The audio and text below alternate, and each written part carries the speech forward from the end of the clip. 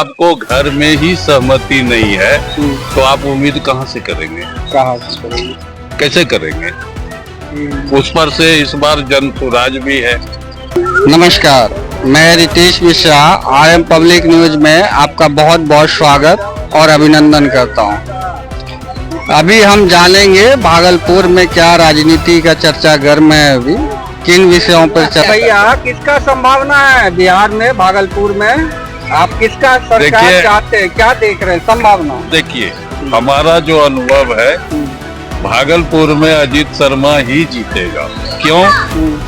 कि रोहित पांडे, अजीत, शाश्वत चौबे और भी जो कैंडिडेट है उन लोगों में शाश्वत चौबे ने अपना नामांकन वापस ले लिया। क्यों लिया, कैसे लिया, ये भी भागलपुर की जनता जानती है और यही कारण बनेगा रोहित पांडे को हराने का।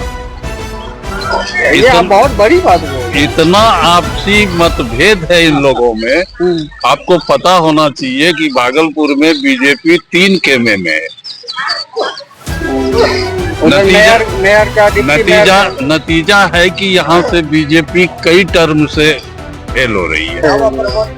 नहीं, पिछले बार तो बहुत कम वोटों से हारी थी बीजेपी। 15,000 वोट से हारी थी ना। तो जो निर्दलीय में खड़ा हुआ था वो भी तो 20,000 वोट लाया था। इस बार वो नहीं है, ये बताइए। कहने का मतलब है कि आपसी मतभेद है और उस मतभेद का फायदा अजीत शर्मा को मिल रहा है।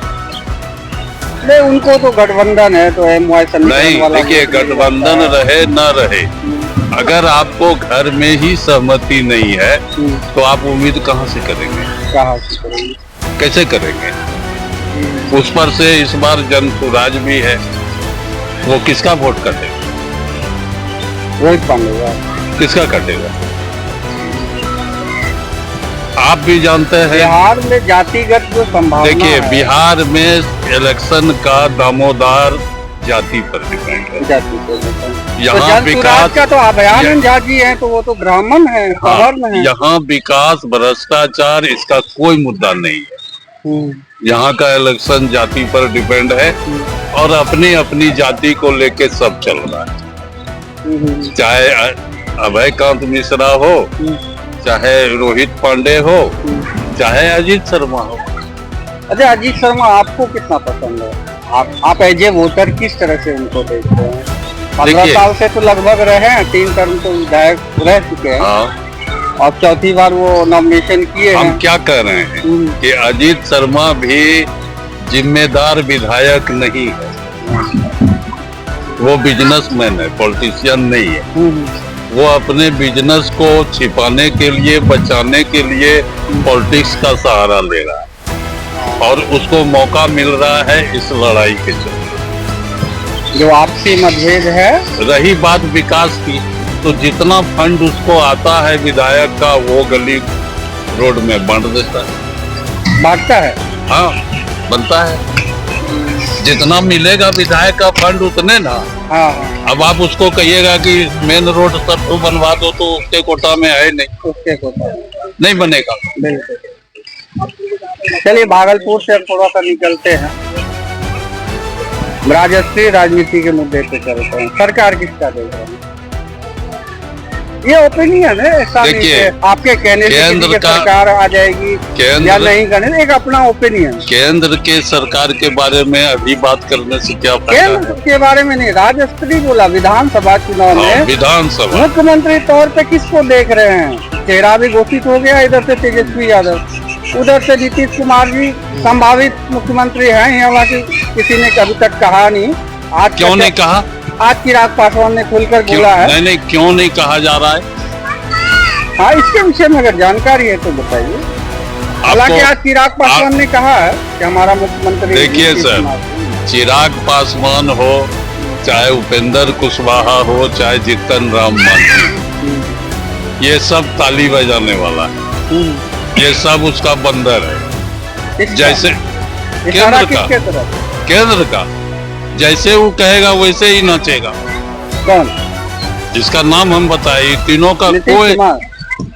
Nitish Kumar as a chief minister आप कितनी बड़ी बात बोल रहे हैं, आप जान रहे हैं केंद्र का सरकार नीतीश कुमार के बदौलत टिका हुआ है।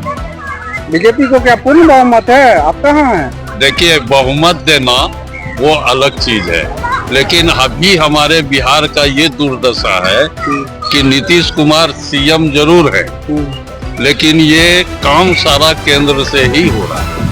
नीतीश कुमार का सिर्फ ठप्पा है, ये कुछ नहीं। अच्छा, इस काम से आप खुश हैं, नाराज या व्यक्तिगत तौर पे? देखिए, अगर एनडीए ईमानदारी से चुनाव लड़े ना तो 20 में ही ये हारा हुआ था, ये सारी जनता जानती है। आखिर इतना बड़ा देश में जो नारा लगा, वोट चोर गद्दी छोड़, क्यों? ऐसा ही नहीं लगा।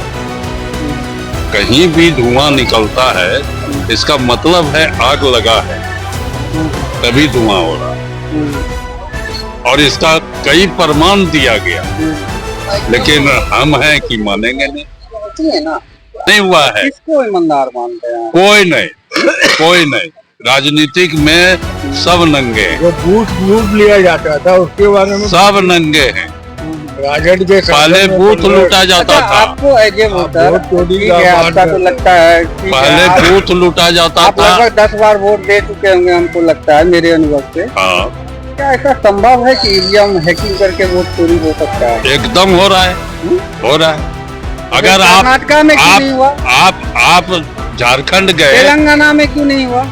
इसलिए कि पंजाब में क्यों नहीं हुआ? इसलिए कि आपकी सरकार नहीं थी। बंगाल में क्यों नहीं हुआ? आपकी सरकार नहीं है वहाँ, आपका अफसर नहीं है वहाँ, हरियाणा में नहीं हुआ। आपकी सरकार वहाँ नहीं थी, इसलिए आपका दाल नहीं गला। ये क्या तरीका है कि आप रिजल्ट दे दिए और उसके आधा घंटा के बाद कहते हैं कि नहीं, ये 15 विधायक हार गए और काउंटिंग बंद। क्या है ये? पब्लिक इतना बेवकूफ है क्या? तो आप ये कहना चाहते हैं कि इसकी पूरी संभावना है कि वोट चोरी होता है? एकदम होता है। पहले तो वोट चोरी होता था, अब तो बक्सा ही चोरी होता है और वोटर लिस्ट चोरी होता है। ये 10,000 देने का क्या मतलब है? अधिसूचना जारी होने के 2 दिन पहले जीविका दीदियां, क्या मतलब है ये? लोग नहीं समझ रहा है, सब समझ रहा है। आप सोशल मीडिया उठा के देखिए, कितनी जीविका की औरत है जो नीतीश कुमार को गाली बक रहा है। यानी कि आप महागठबंधन के सपोर्टर हैं। एकदम है। आपकी भाषा से लग रहा है।